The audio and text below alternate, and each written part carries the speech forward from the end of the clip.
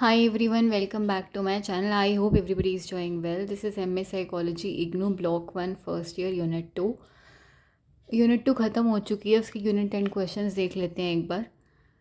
और information processing and learning in memory unit का नाम था। First question is describe to characteristics each of short term memory, long term memory and sensory memory. ये तीनों मैंने पढ़ाए हैं, इनके दो दो कैरेक्टरिस्टिक्स बताने हैं।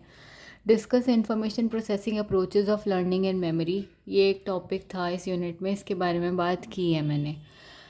How would you design a study program to process information so that it can be retained in long term memory?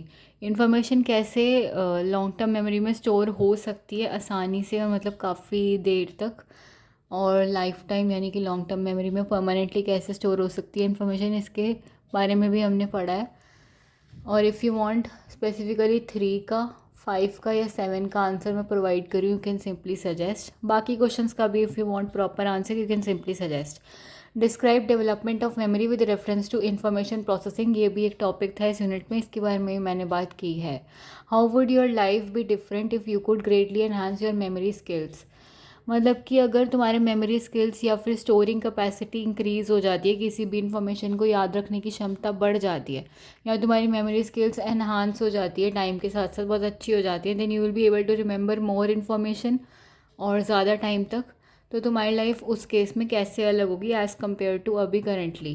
What are the basic principles of information processing, इनके बारे में भी मैंने बात की है, ये भी एक टॉपिक था इस यूनिट में। What are the 3 things you have learned about memory that can help you learn new information so that you can effectively recall information over long term.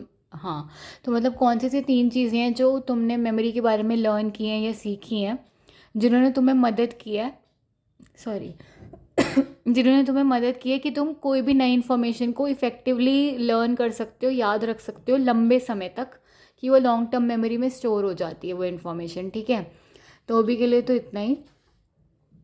I hope questions दिख रहे होंगे, और इसमें से 1, 2, 4, 6 ये सब तो टॉपिक्स पढ़े हैं इस यूनिट में, उसके आंसर्स भी मिल ही जाएंगे एक बार अगर किताब भी खुल जाए तो, या फिर मेरी पुरानी वीडियोस भी देख ली जाएँ इस यूनिट के ऊपर जो भी हैं, तो समझ आ जाएगा वो। फिर भी अगर वो समझ ना आए तो यू कैन सिंपली सजेस्ट, और इफ़ यू वांट स्पेसिफिकली 3, 5 और 7 का प्रॉपर आंसर, या उसमें क्या कैसे कितना लिखना है, यू कैन आस्क।